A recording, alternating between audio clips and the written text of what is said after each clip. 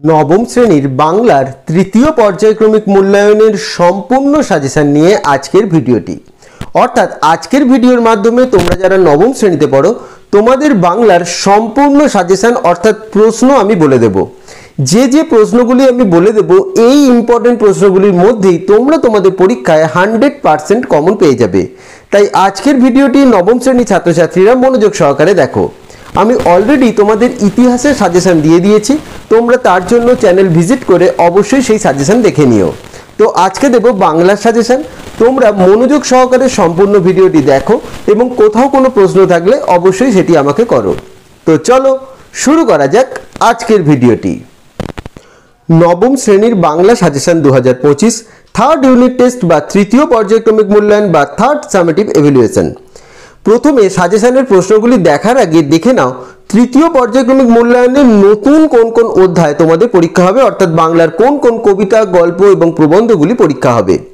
তোমাদের পরীক্ষা হবে কাজী নজরুল ইসলাম রচিত ভাঙার গান, বেগম রোকেয়া রচিত হিমালয় দর্শন, সত্যেন্দ্রনাথ দত্ত রচিত আমরা, প্রেমেন্দ্র মিত্র রচিত নিরুদ্দেশ, তারাশঙ্কর বন্দ্যোপাধ্যায় রচিত চন্দ্রনাথ এবং রবীন্দ্রনাথ ঠাকুর রচিত খেয়া।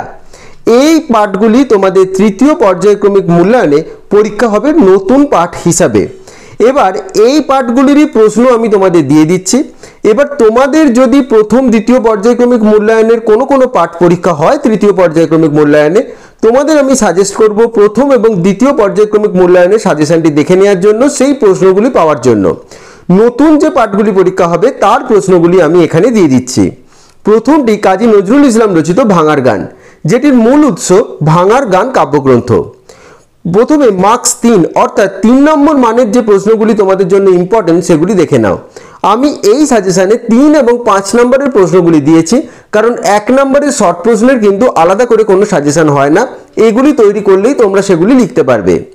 প্রথম প্রশ্ন 3 নম্বরের, রক্ত জমাট শিকল পূজার পাষাণ বেদী পংক্তিটির অন্তর্নিহিত অর্থ বুঝিয়ে দাও। 2 নম্বর, কেদায় সাজা মুক্ত স্বাধীন সত্য কেড়ে, মুক্ত স্বাধীন সত্যকে কেউ সাজা দিতে পারে না কেন? 3 নম্বর প্রশ্ন, ওরেও পাগলা ভোলা, পাগলা ভোলাকে কবি এরকম বলেছেন কেন? 4 নম্বর, মৃত্যুকে ডাক জীবন পানে, তাৎপর্য বিশ্লেষণ করো। এই 4টি প্রশ্ন অবশ্যই 3 নম্বরের প্রশ্ন হিসাবে তোমরা তৈরি করে নিও, তাহলেই কিন্তু এই কবিতা থেকে তোমরা কমন পেয়ে যাবে 3 নম্বরের যে কোনো প্রশ্নই। এবং তোমাদের আরেকটি কথা বলে রাখি, তোমরা প্রতিটি পাঠের বিষয়বস্তু এবং বিষয় সংক্ষেপ খুব ভালো করে তৈরি করে রেখো, তাহলে কিন্তু উত্তরগুলি তৈরি করতে কোনো সমস্যা তোমাদের হবে না। 5 নম্বরের প্রশ্ন হিসাবে তোমরা দেখে রাখবে ভাঙার গান কবিতার নামকরণের সার্থকতা বিচার করো। 2 নম্বর, ভাঙার গান কবিতায় কবি যুবচেতনা এবং স্বদেশ ভাবনা কিভাবে প্রকাশিত হয়েছে তা আলোচনা করো। 3 নম্বর, যত সব বন্দিশালায় আগুন জ্বালা, কবি বন্দিশালায় আগুন জ্বালাতে বলেছেন কেন? এর মধ্যে কবির কোন মনোভাব প্রকাশ পেয়েছে? এই 3টি প্রশ্ন করে রাখলেই হবে। তোমরা আগে 5 নম্বরের প্রশ্নগুলি প্রস্তুত করবে, তাহলে দেখবে অটোমেটিক্যালি অনেক 3 নম্বরের প্রশ্ন তোমাদের তৈরি হয়ে যাবে। পরের যে পাঠটি তোমাদের পরীক্ষা হবে সেটি হলো বেগম রোকেয়া রচিত হিমালয় দর্শন, যার মূল উৎস মহিলা পত্রিকায় 1311 বঙ্গাব্দে প্রকাশিত হয়। এবার 3 নম্বরে যে প্রশ্নগুলি করে রাখবে সেগুলি দেখো। প্রথম প্রশ্ন, ইহার সৌন্দর্য বর্ণনাতীত, কিসের কথা বলা হয়েছে? প্রথম তাকে সামনাসামনি দেখার দৃশ্যটি উল্লেখ করো। 2 নম্বর, বায়ু ও মেঘের লুকোচুরি খেলা দেখিতে চমৎকার, এর যে বর্ণনা লেখিকা দিয়েছেন তা নিজের ভাষায় লেখো। 3 নম্বর, চিত্র দেখিয়া চিত্রকরের নৈপুণ্য বোঝা যায়, প্রসঙ্গটি ব্যাখ্যা করো। এই 3টি প্রশ্ন করে রেখো 3 নম্বরের প্রশ্ন হিসাবে, তাহলেই কমন পেয়ে যাবে, কোনো সমস্যা তোমাদের হবে না। এরপর এখান থেকে 5 নম্বরের যে প্রশ্নগুলি করে রাখবে দেখো। প্রথম প্রশ্ন, হিমালয় দর্শন রচনাটি অবলম্বনে লেখিকার শিলিগুড়ি কার্শিয়াং যাত্রাপথের বর্ণনা দাও। 2 নম্বর, যেন ইহাদের মতে নিচেকা আদমি অসভ্য, ইহাদের বলতে কাদের কথা বোঝানো হয়েছে? নিচেকা আদমি বলতে কারা? নিচেকা আদমি সংস্পর্শে তাদের কি হয়েছে? 1+1+3। 3 নম্বর প্রশ্ন, আমি পাহাড়ে আসিয়া অত্যন্ত সুখী এবং ঈশ্বরের নিকট কৃতজ্ঞ হইয়াছি, কে কোথায় পৌঁছালেন? তার এরূপ মুগ্ধতার কারণ কি? 4 নম্বর, এখন সে সাধু পূর্ণ হইল, কে কথা বলেছেন? তার কোন স্বাদ কিভাবে পূর্ণ হয়েছিল? এই 4টি প্রশ্ন দেখে রেখো 5 নম্বরের প্রশ্ন হিসাবে, তাহলেই তোমরা কমন পেয়ে যাবে, কোনো সমস্যা হবে না। আবারও বলছি, বিষয়বস্তু এবং বিষয় সংক্ষেপ খুব ভালো করে যে দেখে রাখবে তার এই উত্তরগুলি তৈরি করা কোনো সমস্যা কিন্তু হবে না। পরের যে কবিতাটি তোমাদের পরীক্ষা হবে, সত্যেন্দ্রনাথ দত্ত রচিত আমরা। এটির মূল উৎস কুহু এবং কেকা কাব্যগ্রন্থ। এখান থেকে 3 নম্বরের প্রশ্ন হিসাবে দেখে রাখবে প্রথম প্রশ্ন, মুক্তবেণীর গঙ্গা যেথায় মুক্তি ভিতরে রঙ্গে, প্রসঙ্গটি ব্যাখ্যা করো। 2 নম্বর, চাঁদ প্রতাপের হুকুমে হটিতে হয়েছে দিল্লি নাথে, এখানে কবি কোন ঘটনার কথা বলেছেন। 3 নম্বর, করেছে সুরভি সংস্কৃতের কাঞ্চন কোকোনদে, পংক্তিটি ব্যাখ্যা করো। 4 নম্বর, মন্বন্তরে মরিনি আমরা মারি নিয়ে ঘর করি, তাৎপর্য ব্যাখ্যা করো। 5 নম্বর, ঘরের ছেলের চোখে দেখেছি বিশ্ব ভূপের ছায়া, এ কথা বলতে কবি কি বুঝিয়েছেন। 6 নম্বর, বাঙালির হিয়া অমিয় মথিয়া নিমাই ধরেছে কায়া, তাৎপর্য বিশ্লেষণ করো। 7 নম্বর, তপের প্রভাবে বাঙালি সাধক জ্বরের পেয়েছে সাড়া, ব্যাখ্যা করো। 8 নম্বর, সত্যে প্রণমী থেমেছে মনের অকারণ স্পন্দন, ব্যাখ্যা করো। 9 নম্বর, মুক্ত হইব দেবঋণে মোরা মুক্ত বেণীর তীরে, কবিতায় কেন এই কথা কবি বলেছেন তা ব্যাখ্যা করো। এই 9টি 3 নম্বরের প্রশ্ন এখান থেকে ভীষণ ইম্পর্টেন্ট, তোমরা কোনো প্রশ্ন এগুলির মধ্যে বাদ দিও না, প্রত্যেকটি তৈরি করে রেখো। এরপর 5 নম্বরের প্রশ্ন হিসাবে দেখে রাখবে প্রথম প্রশ্ন, আমরা বাঙালি বাস করি সেই তীর্থ বরদ বঙ্গে, বঙ্গের বাঙালিদের যে কীর্তিগাথা কবি সত্যেন্দ্রনাথ দত্ত আমরা কবিতায় তুলে ধরেছেন তা নিজের ভাষায় লেখো। 2 নম্বর, বিফল নহে বাঙালি জনম বিফল নহে প্রাণ, এই উক্তির আলোকে বাঙালি সম্পর্কে কবির গর্ববোধের কারণ লেখো। 3 নম্বর, আমরা কবিতায় কবি বাঙালির কৃতিত্বকে যেভাবে বর্ণনা করেছেন তা আলোচনা করো। এই 3টি 5 নম্বরের প্রশ্ন আগে তৈরি করে রাখবে, তাহলে 3 নম্বর এবং 1 নম্বরের যে কোনো প্রশ্নের উত্তরই তোমরা পেরে যাবে, কোনো সমস্যা তোমাদের হবে না। পরের পাঠ প্রেমেন্দ্র মিত্র রচিত নিরুদ্দেশ, এটি সামনে চড়াই গল্প সংকলন থেকে নেওয়া হয়েছে। এখান থেকে 3 নম্বরে করে রাখবে প্রথম প্রশ্ন, ছেলে বিশাল পৃথিবীতে নিরুদ্দেশ যাত্রায় বেরিয়ে পড়ে, মন্তব্যটি বিশ্লেষণ করো। 2 নম্বর, এ অশান্তির চেয়ে বনবাস ভালো, কোন অশান্তির কথা বলা হয়েছে।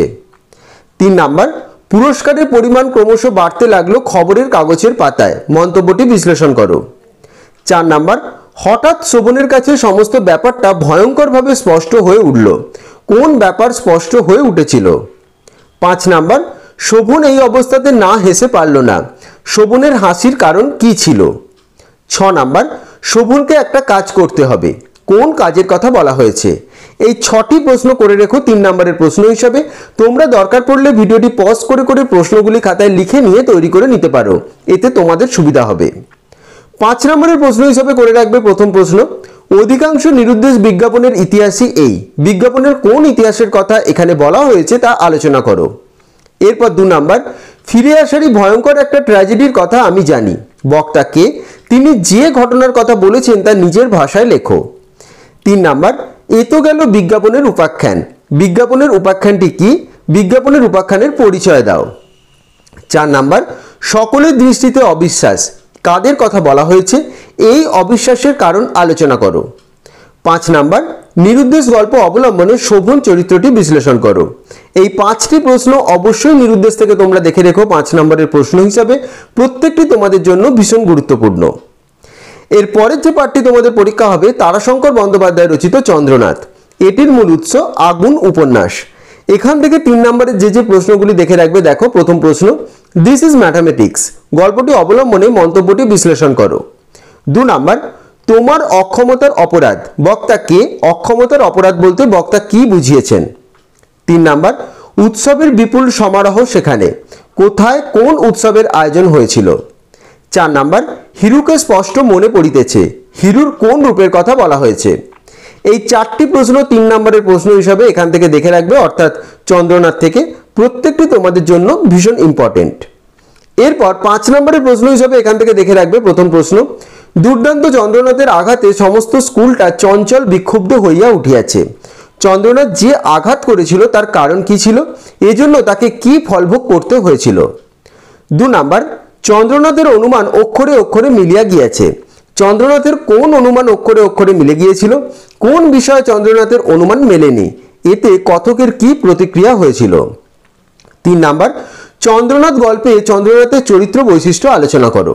এই তিনটে 5 নম্বরের প্রশ্ন অবশ্যই তোমরা দেখে রেখো, এর মধ্যে কমন পাবেই। যে প্রশ্নগুলি দিচ্ছি কোনোটাই কিন্তু তোমরা বাদ দিও না, প্রত্যেকটি ভীষণ রকমভাবে আমি ভেবে চিন্তে প্রশ্নগুলি দিয়েছি, প্রত্যেকটি কিন্তু খুব গুরুত্বপূর্ণ। পরের যে কবিতাটি তোমাদের পরীক্ষা হবে রবীন্দ্রনাথ ঠাকুর রচিত খেয়া, এটি চৈতালি কাব্যগ্রন্থের 19 সংখ্যক কবিতা। এখান থেকে 3 নম্বরে যে প্রশ্নগুলি করে রাখবে, দেখো প্রথম প্রশ্ন, কেহ যায় ঘরে কেহ আসে ঘর হতে, এই পংক্তিটির মাধ্যমে কবি কি বুঝিয়েছেন? 2 নাম্বার, নূতন নূতন কত গড়ে ইতিহাস, ব্যাখ্যা করো। 3 নাম্বার, সকাল হইতে সন্ধ্যা করে আনাগোনা, কারা আনাগোনা করে, এর মধ্যে দিয়ে কোন বিশেষ ভাবনা প্রকাশিত হয়েছে? 4 নাম্বার, সভ্যতার নবনব কত তৃষ্ণা ক্ষুধা, তাৎপর্য ব্যাখ্যা করো।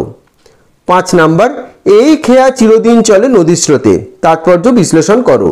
এই 5টি 3 নম্বরের প্রশ্ন অবশ্যই কিন্তু দেখে রেখো তোমরা খেয়া থেকে, এই 3 নম্বর প্রশ্নগুলির মধ্যেই তোমরা কমন পাবে 3 নম্বর প্রশ্ন।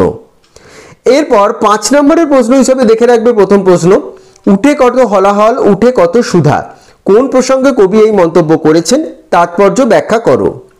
2 নাম্বার, খেয়া কবিতার নামকরণের সার্থকতা বিচার করো। 3 নাম্বার, খেয়া নৌকা পারাপার করে নদী স্রোতে, খেয়া নৌকা পারাপারের মধ্য দিয়ে কবি কোন ছবি তুলে ধরেছেন? এই 3টি প্রশ্ন দেখে রেখো 5 নম্বরের প্রশ্ন হিসাবে, তাহলেই কিন্তু তোমরা কমন পেয়ে যাবে। এই নতুন পাঠগুলি অর্থাৎ এই কবিতা গল্প প্রবন্ধগুলি তোমাদের তৃতীয় পর্যায়ক্রমিক মূল্যায়নে নতুনভাবে পরীক্ষা হবে, যেগুলি প্রথম দ্বিতীয় পর্যায়ক্রমিক মূল্যায়নে তোমরা পড়োনি। এবার প্রথম দ্বিতীয় পর্যায়ক্রমিক মূল্যায়নের কবিতা গল্প যেগুলি তোমাদের তৃতীয় পর্যায়ক্রমিক মূল্যায়নে পুনরায় পরীক্ষা হবে, সেগুলির জন্য আমি সাজেস্ট করব প্রথম এবং দ্বিতীয় পর্যায়ক্রমিক মূল্যায়নের সাজেশন ভিডিওগুলি দেখে নিও, তাহলেই তোমাদের হয়ে যাবে। ভিডিওটিতে যদি আমি সেগুলোরও প্রশ্ন দিই তাহলে ভিডিওটি অনেকটা বড় হয়ে যাবে, তাই নতুন পাঠগুলির প্রশ্নগুলি আমি তোমাদের দিয়ে দিলাম, এগুলি অবশ্যই দেখে রাখবে। কোনো প্রশ্ন কোনো অসুবিধা হলে আমাকে কমেন্ট করে জানাবে, আমি সেই উত্তর অবশ্যই তোমাদের দিয়ে দেব। এটি তোমাদের নবম শ্রেণীর তৃতীয় পর্যায়ক্রমিক মূল্যায়ন বাংলার সম্পূর্ণ সাজেশন, দরকার পড়লে ভিডিওটি প্রথম থেকে তোমরা আর একবার দেখে নিতে পারো। তো আশা করছি আজকের ভিডিওটি তোমাদের ভালো লেগেছে এবং আজকের ভিডিওর মাধ্যমে নবম শ্রেণীর বাংলার তৃতীয় পর্যায়ক্রমিক মূল্যায়নের সম্পূর্ণ সাজেশন তোমরা পেয়ে গেলে। যে প্রশ্নগুলি দিলাম অতি অবশ্যই তোমরা প্রস্তুত করে নাও, এর মধ্যে কোনো প্রশ্ন কিন্তু তোমরা বাদ দিও না। যদি কোথাও কোনো জায়গায় বুঝতে অসুবিধা হয় বা কোনো প্রশ্ন তোমাদের থেকে থাকে, অবশ্যই আমাকে কমেন্ট করে জানিও, আমি সেই ভিডিও অবশ্যই তোমাদের তৈরি করে দেব। এবং ভিডিওটি ভালো লেগে থাকলে ভিডিওটি লাইক এবং শেয়ার করে দিও এবং চ্যানেলটি সাবস্ক্রাইব করে দিও। সকলে ভালো থেকো।